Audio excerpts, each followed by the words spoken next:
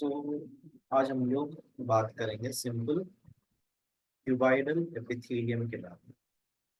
अब सिंपल के माने सिंगल लेयर, एक सेल का वो लेयर जो सिंगल है, और क्यूबाइडल क्यूब शक्ल में। ठीक है, ये कहाँ पे है, ये इम्पोर्टेंट और क्या फंक्शन करता है, बहुत ज्यादा इम्पोर्टेंट। ये जो फंक्शंस है इसके, खासकर glands glands mostly glands cuboidal cuboidal epithelium, simple epithelium से बने हुए हैं। जैसा कि थायराइड ग्लैंड है आपका, या सलेवरी ग्लैंड्स जो सलाइवाई को या फिर थूक को रिलीज करता है। ठीक है, थायराइड ग्लैंड जो थायरॉक्सिन या फिर T3 T4 को रिलीज करता है। ठीक है, इसमें क्या है, सीक्रेशन करना, कोई चीज को रिलीज करना इनका फंक्शन है।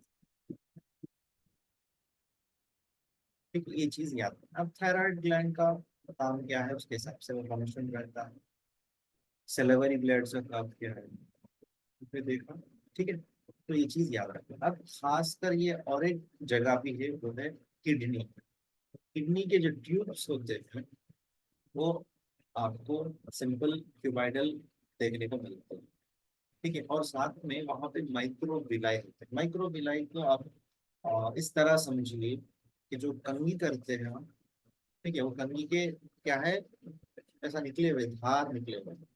ठीक है, तो सेल के साथ अगर ये धार जुड़ जाए तो ये माइक्रोविलाई आपके सिंपल क्यूबाइडल के साथ अटैच करें, ताकि किडनी में जब फिल्टरेशन होते रहता है, अगर यूरिन बनने के बाद भी अगर उसके अंदर कोई इंपॉर्टेंट सब्सटेंस है जो बॉडी के लिए बहुत ज्यादा जरूरी है, फिल्टर होने के बाद भी। ठीक है, फिल्टर होने के बाद भी अगर कोई इंपॉर्टेंट सब्सटेंस है जो बॉडी के लिए बहुत ज्यादा जरूरी है, उसको फिर से रीअब्सॉर्ब करना, फिर से दोबारा उसको अब्सॉर्ब करना है। ठीक है, तो इसके लिए आपको ये माइक्रोविलाई काम आता है। ठीक है, और ये अब्सॉर्ब करके फिर वापस ब्लड में इसको पहुंचा दिया। तो सिंपल क्यूबाइटल एपिथेलियम कहाँ पर है, थायराइड ग्लैंड सलाइवरी ग्लैंड्स में है। इसका काम है सीक्रेशन करना, और खासकर किडनी में भी इसका पाया जाता है, किडनी ट्यूब्स में। लेकिन साथ ही साथ माइक्रोविलाई में। ठीक है, जी सर, यहाँ पे नहीं दिया था। ठीक है, नेक्स्ट पढ़ेंगे हम लोग सिंपल कॉलमनार। सिंपल कॉलमनार एक कॉलम की तरह होता है। कॉलम रेक्टेंगल के शेप में। ठीक है, और इसका काम है अब्सॉर्ब करना, कोई चीज को अपने अंदर अब्सॉर्ब करना। ठीक है, तो ये कहाँ पर है, ये है आपके स्टमक पर। इसको सीक्रेशन करना भी और अब्सॉर्ब करना, ये इनका फंक्शन है। आप देख सकते हैं ये पाया जाता है स्टमक के अंदर और स्मॉल इंटेस्टाइन के अंदर। ठीक है, और ब्लड में भी और लिम्फ में भी पाया जाता है।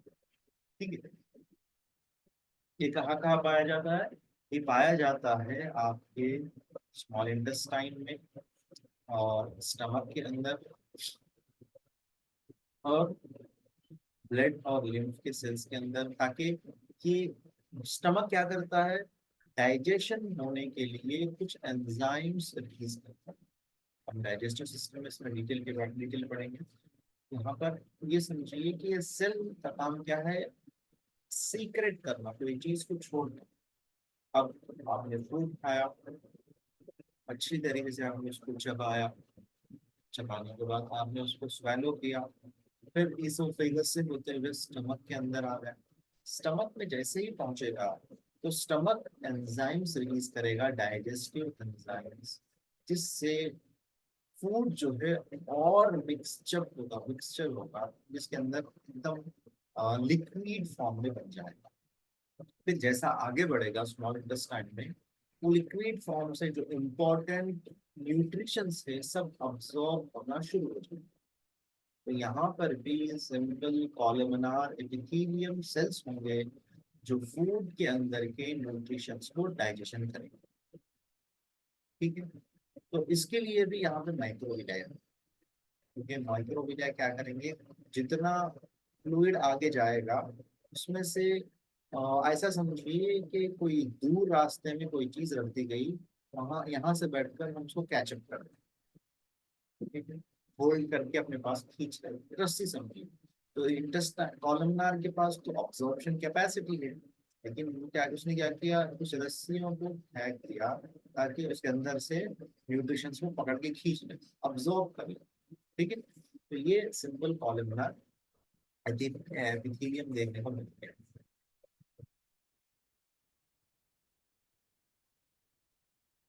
ठीक है। तो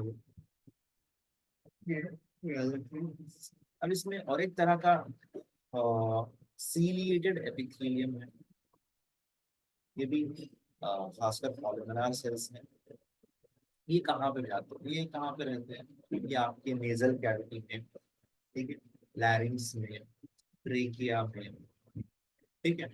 इसके अंदर सीलिया होता है, माइक्रोविलाय थोड़ा लंबा होता है, सीलिया थोड़ा बारीक बारीक होता है, ठीक है, ताकि हम जो एयर ले रहे हैं वो एयर को फिल्टर कर सकें।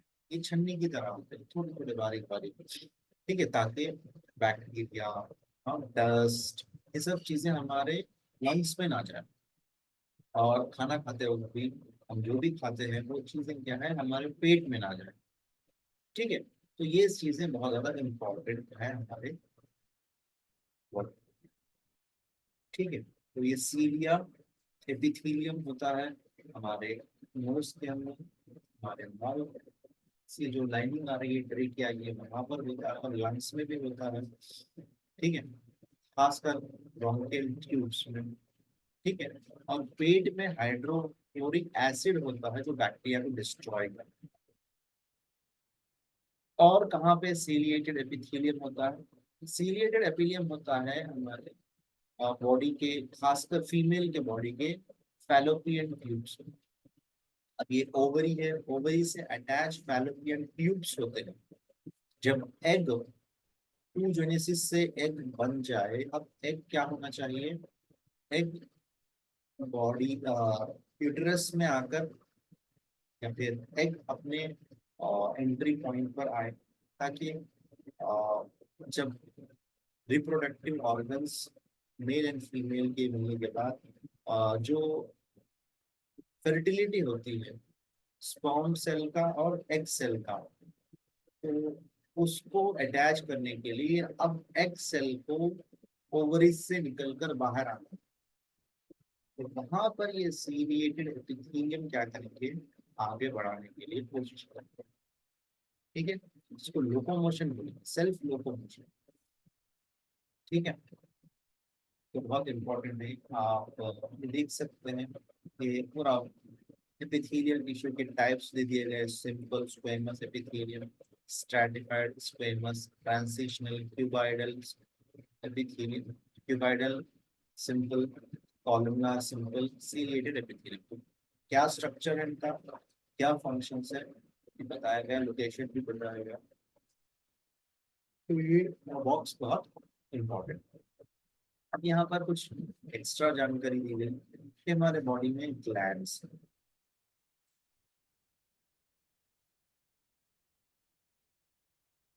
ठीक है, ग्लैंड्स है, ग्लैंड्स मतलब क्या है, ग्लैंड्स का मतलब है कि जो भी सब्सटेंस सीक्रेशन करे उसको हम क्या कहेंगे,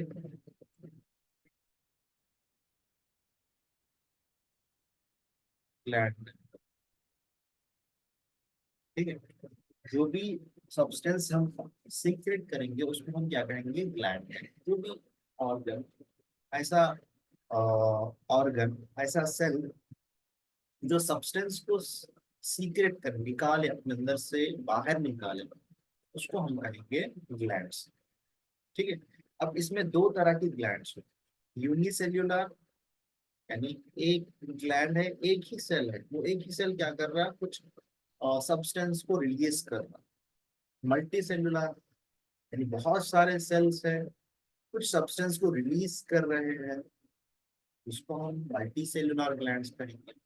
यूनिसेल्युलर में एग्जांपल यहाँ पे देख सकते हैं, हमारे डाइजेस्टिव ट्रैक्ट, खासकर स्टमक में कुछ सेल्स होते हैं, सिंगल सिंगल सेल्स होते हैं, जो डाइजेस्टिव एंजाइम्स को रिलीज करेंगे, और रेस्पिरेटरी सिस्टम में भी होते हैं।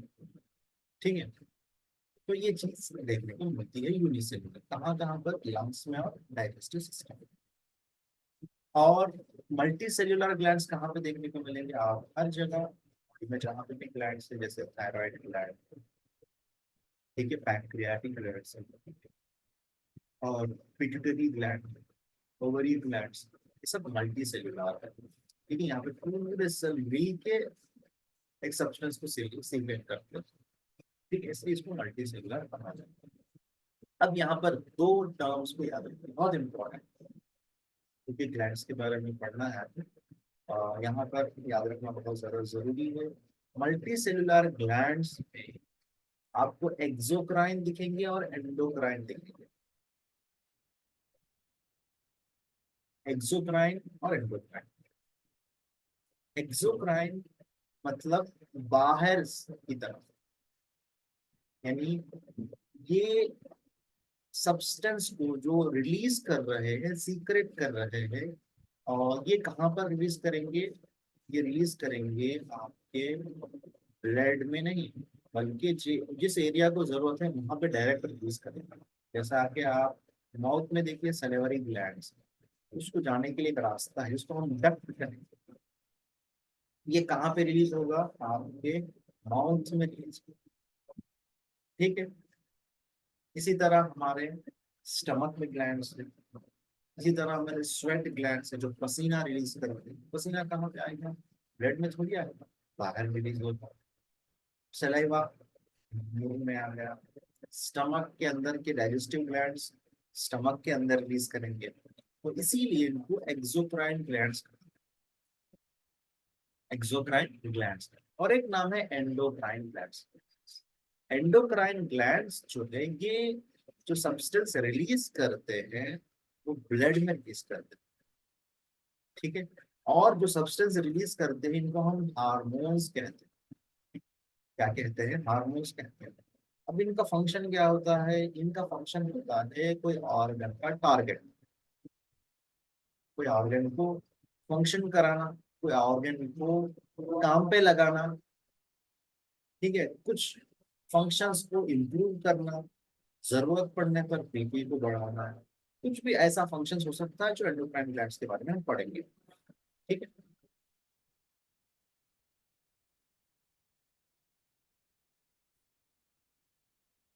तो हम लोगों ने एपिथेलियल टिश्यू के बारे में हमने पढ़ लिया। ठीक है, ये इस बॉक्स को अच्छी तरीके से लिख लीजिए। ठीक है, बहुत इंपॉर्टेंट। अब हम बात करेंगे कनेक्टिव टिश्यू के बारे में। अब कनेक्टिव टिश्यू का मतलब क्या है, कनेक्ट, कनेक्ट, कनेक्शन बनाना। ठीक है, कनेक्टिव टिश्यू से ही निकलवा देंगे कनेक्शन बनाना, एक ऐसा सेल जो एक दूसरे से कनेक्शन बना के रखता है। तो हमारे बॉडी में क्या क्या है, पहले इसको देखेंगे। देखिए हमें कितने टाइप्स ऑफ कनेक्टिव टिश्यू है, उसके यूजेस क्या है वो भी देखेंगे। ब्लड है सबसे नंबर वन में, क्या है, ब्लड। क्योंकि ब्लड के अंदर ही सब मटेरियल है जो बॉडी को सबसे ज्यादा जरूरत है, चाहे ऑक्सीजन हो। ऑक्सीजन देखिए आप बॉडी के हर पार्ट के लिए जरूरी है, कार्बन डाइऑक्साइड को निकालने के लिए जरूरी है, न्यूट्रिशन है इसके अंदर। ठीक है, और बहुत सारी चीजें हैं जो हम आगे डिस्कस करेंगे। इसके अंदर डब्ल्यूबीसी है, रेड ब्लड सेल है, प्लेटलेट्स है, सब है। उसके बाद एरियोलार टिश्यू, कनेक्टिव टिश्यू। एरियोलार का मतलब लूज, ये आपको क्या करते हैं, स्किन को, मसल्स को और ऑर्गन्स को सबको जमा के रखते हैं। ठीक है, कैसा करते हैं आगे देखिए। एडिपोस टिश्यू, एडिपोस मतलब फैट।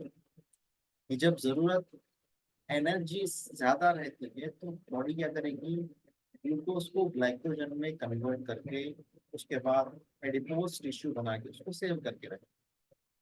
ठीक है, उसके बारे में फाइबरस टिश्यू, ये फाइबरस, फाइबर एकदम मजबूत टिश्यू, ऐसी चीज जो, ऐसी टिश्यू जो दोनों को कनेक्ट करके रखती है। एलास्टिक टिश्यू, हमारी बॉडी में एलास्टिक की भी जरूरत है, जैसा कि हमारे फेफड़े, ताकि फैले और फिर नजदीक आ जाए। तो किस वजह से हो रहा है, इलास्टिक टिश्यू। बोन, बोन भी कनेक्टिव टिश्यू, आप देखिए बॉडी के हर पार्ट से कनेक्टेड है। ठीक है, कार्टिलेज, कार्टिलेज ये नरम हड्डी का, ठीक है। कार्टिलेज भी देखिए आप, बोन बोन, हर बोन के बीच में आपको कार्टिलेज डलता है, ये भी कनेक्टेड है। और आपको ट्रेकिया दिखेगा, वो भी कार्टिलेज से बना हुआ। आपके कान है, कार्टिलेज से बना हुआ है। यानी ये चीज बहुत ज्यादा जरूरी है हमारे पास। तो ये कनेक्टिव टिश्यू बहुत इंपॉर्टेंट है, एपिथेलियल टिश्यू जैसा इंपॉर्टेंट है, कनेक्टिव टिश्यू भी वैसा इंपॉर्टेंट। चलिए देखते हैं एक के बाद एक। ब्लड के बारे में हम आगे पढ़ने वाले हैं डिटेल में, चैप्टर 11 में, ठीक है। तो यहाँ पर इतना ही याद रखिए, ब्लड कहाँ बनता है, ठीक है। ब्लड के सेल्स कहाँ बनते हैं? ब्लड के सेल्स बनते हैं आपके बोन मैरो। कहाँ बनता है? Red bone marrow. इसको हम हेमोपोएटिक टिश्यू कहेंगे, यानी खून बनाने वाला टिश्यू। खून में कितने टाइप्स ऑफ सेल्स होते हैं? Red blood cells, white blood cells और platelets. Red blood cells, white blood cells और platelets, three types of cells होते हैं। और भी डिटेल से हम ब्लड के टॉपिक में समझेंगे, ठीक है। और यहाँ पे याद रखने वाली बात क्या है, बहुत इम्पोर्टेंट है, कि बॉडी में कितना अमाउंट आपको देखने को मिलेगा। प्लाज्मा कहेंगे, ब्लड प्लाज्मा कहेंगे, वो है 50 to 60%। इसके बारे में हम डिटेल में 11th चैप्टर में डिस्कस करेंगे। बस अब यहाँ पे याद रखना क्या है, कहाँ पे बन रहा है ब्लड? आपके रेड बोन मैरो में। उसके प्रोसेस का नाम क्या है? Haemopoietic tissue. ठीक है, क्या क्या सेल्स हैं? Red blood sales, WBC, platelets, और कितना पोर्शन बॉडी में आपका प्लाज्मा है? 52 to 64%। अब नेक्स्ट आइए, areolar connective tissue. Areolar connective tissue का और एक नाम है loose connective tissue. Loose connective tissue, ठीक है। इसके अंदर फाइबर्स, यानी हमारा जो सेल है, वो सेल की फंक्शनिंग क्या है? फाइबर के तहत काम कर रही है। या फिर इसके अंदर इलास्टिन भी होता है, कोलेजन होता है, याद रखिए कोलेजन, फाइबर्स, इलास्टिन फाइबर्स होते हैं। ये सेल्स जिसकी फंक्शनिंग क्या है? इलास्टिसिटी पैदा करना और कोलेजन का पैदा करना। कोलेजन बहुत मजबूत, एकदम स्ट्रॉन्ग। इलास्टिक में इलास्टिसिटी होती है, थोड़ा फैलने की क्षमता होती है, ताकि कुछ देर फैले, फिर अपने अपने हिसाब से फिर नजदीक आ जाए, जो लेंथ था उसका फिर नॉर्मल पोजीशन में आ जाए,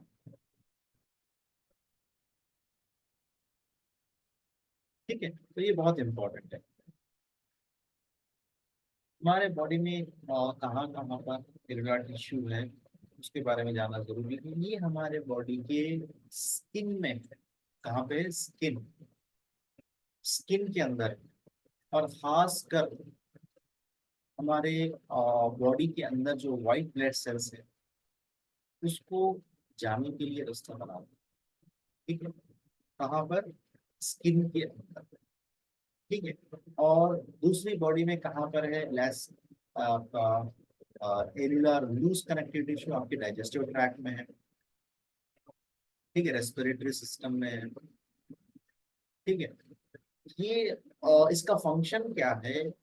मोस्टली कि ये डब्ल्यूबीसी और डिफेंस मैकेनिज्म को स्टोर कर अपने पास रखना, और रख के जब भी कोई पैथोजन बाहर से आए तो उन पे अटैक करा। तो ये फंक्शन है लूज कनेक्टिव टिश्यू। और स्किन, स्किन को मजबूत से होल्ड करके रखना, कोलेजन फाइबर्स का काम है। इलास्टिन, अब जब भी जरूरत पड़े, ठीक है, उस वक्त उसको लूज करके रखना, ये इलास्टिक का काम है, ठीक है। तो उसके सेल के नीचे क्या है? आपको डब्ल्यूबीसी देखने को मिलेंगे, जो पैथोजन को या फिर जो भी बाहर से कोई ऐसा इंफेक्शन आए जो बॉडी को नुकसान दे, उसको डैमेज करने के लिए हमेशा मौजूद होता है, ठीक है। तो ये था लूज कनेक्टिव टिश्यू। नेक्स्ट है adipose connective tissue. Adipose connective tissue का मतलब क्या है? एडिपोसाइट्स, सेल का नाम क्या है? एडिपोसाइट्स। इसके अंदर फैट, फैट वाले या फैट वाले सेल्स, ये क्या है ये ऐसे केमिकल सब्सटेंस है जो एनर्जी को स्टोर करने के लिए बनाए गए। ठीक है, जो भी हम खाते हैं अगर उसका एनर्जी का इस्तेमाल हो जाता है तो स्टोर नहीं होता। खाने के बाद एक्सेस हम खा लिए, कुछ एनर्जी यूज हो गई, कुछ एनर्जी बच गई, तो हमारी बॉडी उसको स्टोर करेगी। किस तरह स्टोर करेगी? पहले उसको ग्लूकोज हम खाएंगे, ग्लूकोज से ग्लाइकोजन बनेगा, ग्लाइकोजन से वो फैट बनेगा। तो ये काम आपका लिवर करता है। आपका काम कौन करता है? लिवर करता है। ठीक है, और इसके अंदर थोड़े कोलेजन फाइबर्स भी होते हैं। और हमारे बॉडी के लिए भी फैट का होना जरूरी है, ताकि हार्मोन्स बने, ताकि स्टेरॉइड हार्मोन्स बने। ठीक है, एनर्जी डेवलप हो, और क्वेश्चन का भी काम करता है। जैसा कि आप बैठ गए, आपके बैक में अगर आप बैठेंगे तो आपको महसूस होता है कि क्वेश्चन का काम कर रहा है, नरम हिस्से का काम कर रहा है, ताकि आपका बोन डैमेज ना हो, आपकी कैपिलरीज डैमेज ना हो। ठीक है, और किडनीज डैमेज ना हो, जो भी ऑर्गन से वो डैमेज। जब आप सो जाते हैं एक साइड, तो ये एडिपोस टिश्यूज तो ही है जो प्रोटेक्ट करके रखते हैं पोल्यूशन। ठीक है, तो ये बहुत सारे फंक्शंस इसके देखने को मिलते हैं। ठीक है, अब इसमें देखिए एडिपोस टिश्यू में कुछ आपके कुछ इंपॉर्टेंट थिंग्स भी हैं, मैं आपको बताता हूँ यहाँ पे। तो ये ज्यादातर स्टोर जो है पहले स्टार्ट होता है थाइस रीजन में, फिर एक्सेस एनर्जी होगी तो ये आपको देखने को मिलेगा एब्डोमिनल रीजन में। एब्डोमिनल रीजन में अगर ज्यादा होगा तो बटक रीजन में। उसके बाद आपको आपके आर्म्स रीजन में। ऐसा बढ़ते बढ़ते पूरे बॉडी में फैट डिपॉजिट, जो भी जिसका वेट गेन हो रहा है और जो एक्सेस खाते हैं, तो पहले उनके पैर और पेट खुलता है, फिर बैक खुलता है, फिर हाथ पैर मोड़े, गर्दन खुलता है। ठीक है, तो ऐसे लोगों को चाहिए कि वो एनर्जी स्टोर ना करें, एनर्जी यूटिलाइज करें। ठीक है, और कुछ कंडीशंस में भी जैसे हाइपोथायराइड में वेट गेन होता है, और दूसरी चीजों में भी वेट गेन होने के चांसेस ज्यादा है। ठीक है, अब यहाँ पे एक रिसर्च बताया जा रहा है, देखिए। अब यहाँ पे बताया जा रहा है कि एंडोक्राइन इश्यू भी है। क्यों? क्योंकि मैंने बताया था कि ये हार्मोन प्रोड्यूस करता है। हार्मोन बनाने के लिए बहुत ज्यादा जरूरी होता है फैट। क्या है? लेप्टिन। लेप्टिन जो है एडिपोज टिश्यू रिलीज करता है। ये हाइपोथैलेमस जो ब्रेन में है, हाइपोथैलेमस, वो सिग्नल देने के बाद लेप्टिन रिलीज होता है। ठीक है, ये जब रिलीज होता है तो हमारा भूख बढ़ जाता है। ठीक है, अगर लेप्टिन रिलीज होते रहता है तो भूख कम लगती है। लेप्टिन अगर रिलीज नहीं होता, कम हो जाता है, तो हमारा भूख बढ़ जाता है। तो लेप्टिन से हमें पता चलता है कि हमें भूख ज्यादा लगना है, कम। ठीक है, हमारे बॉडी में जो खासकर एडिपोज टिश्यू है वो दो तरह के केमिकल्स को रिलीज करते हैं। ठीक है, ये तो हार्मोन था। केमिकल्स क्या क्या है? एक हार्मोन जो इंसुलिन को रेगुलेट करने के लिए, कि ऑलरेडी आपके पास एनर्जी है तो इंसुलिन कम रिलीज होगा। मतलब किसने जो भी खाया उसको, ऑलरेडी बॉडी है आपके पास तो उसको यूटिलाइज करेगी। और दूसरा है फैट मेटाबॉलिज्म, जो फैट है उसको इस्तेमाल करा फिर साइकिल की तरह। फैट से और ग्लाइकोजन बना, ग्लाइकोजन से ग्लूकोज बना, ग्लूकोज से एनर्जी बना, उल्टा बना। ठीक है, अब जब भी कभी आपको कोई डैमेज होता है बॉडी में, ठीक है, जब भी कभी आपको कोई मार लगता है, इंजरी होता है, तो वहाँ पे सूजन आती है, तो वहाँ पे एडिपोज टिश्यू बहुत अच्छी तरीके से काम करता है। वो साइटोकाइंस को रिलीज करते हैं, केमिकल है। ये केमिकल रिलीज होने के बाद डब्ल्यूबीसी एक्टिव हो जाती है। ठीक है, डब्ल्यूबीसी एक्टिव होकर वहाँ पे क्या प्रॉब्लम है वो देखने को मिलता है। ठीक है, तो बॉडी के लिए फैट का भी होना जरूरी है। फैट भी बहुत ज्यादा हेल्पफुल है। फैट हेल्पफुल है आपको भूख बढ़ाने में, कम करने में भी। फैट हेल्पफुल है इंसुलिन और फैट मेटाबॉलिज्म के लिए भी। फैट जरूरी है काइटोकाइंस को रिलीज करने में, ताकि आपका बॉडी प्रोटेक्ट रहे पैथोजन से। ऐसा नहीं है कि फैटी चीजें खाना बॉडी के हानिकारक, लेकिन जितना बॉडी को जरूरी है उतना खाना बहुत ज्यादा जरूरी है। ठीक है, तो ये था एडिपोस टिश्यू के बारे में। आगे हम डिस्कस करेंगे दूसरी रेडियो टिश्यू के बारे में। ठीक है, कल हम कंटिन्यू करेंगे।